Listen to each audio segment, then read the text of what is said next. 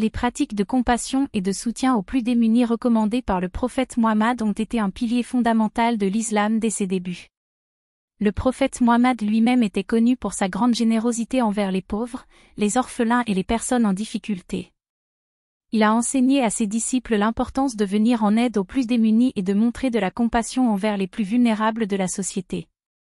La charité, ou zakat, est un des 5 piliers de l'islam, et elle est considérée comme une obligation pour tout musulman qui en a les moyens. Le prophète Mohammed a enseigné que la charité est un acte de foi et une façon de purifier son âme.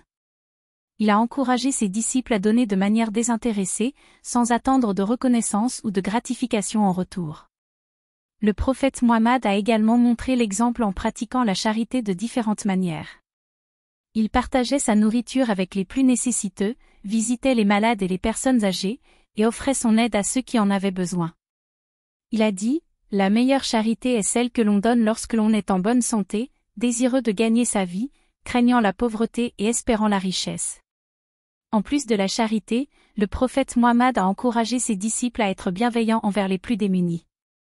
Il a dit, « Celui qui ne montre pas de compassion envers les autres, Allah ne lui montrera pas de compassion non plus. » Il a également enseigné que la miséricorde est une qualité essentielle pour tout musulman, et que celui qui en est dépourvu ne peut pas prendre sa place parmi les croyants.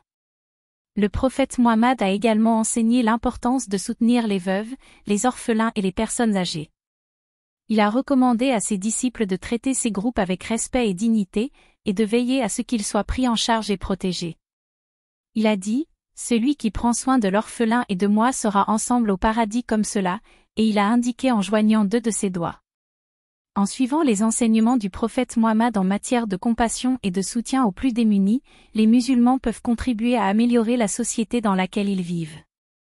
En aidant ceux qui sont dans le besoin et en leur montrant de la gentillesse et de la générosité, ils peuvent contribuer à créer une culture de solidarité et d'empathie qui profitera à tous.